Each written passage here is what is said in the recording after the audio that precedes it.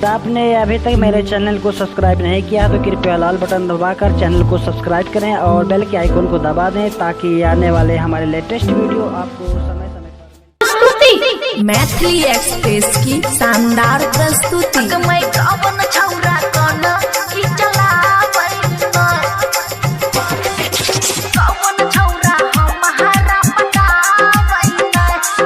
Music by DJ Guddu राज।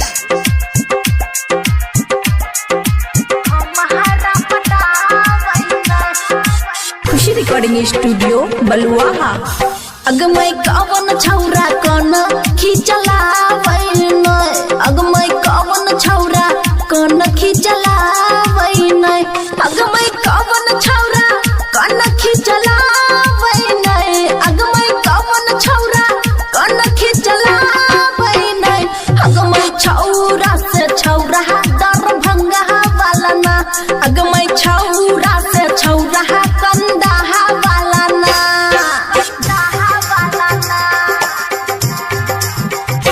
अगमै कवन छौरा हमारा पटावैन, अगमै कवन छौरा हमारा पटावैन, अगमै कवन छौरा हमरा पटावैन, अगमै कवन छौरा हमरा पटावैन, अगमै छौरा से छौरा कुहू से सर वाला ना, अगमै छौरा से छौरा सहर सह वाला ना।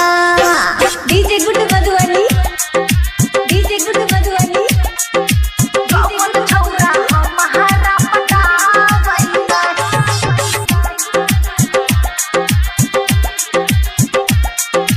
खुशी रिकॉर्डिंग स्टूडियो बलुआहा।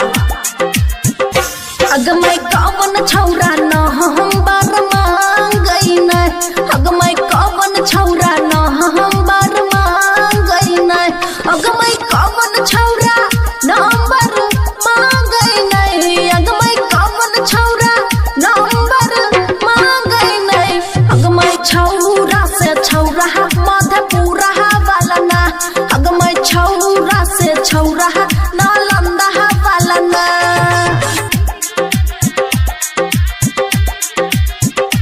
अगमै कवन छौरा न हम बार मांगैन। खुशी recording studio Baluaha.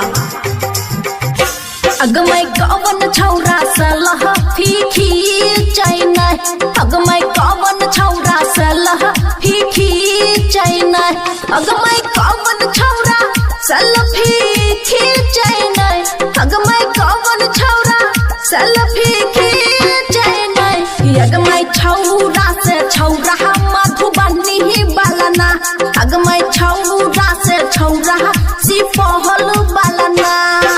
Music by DJ Guddu Raj.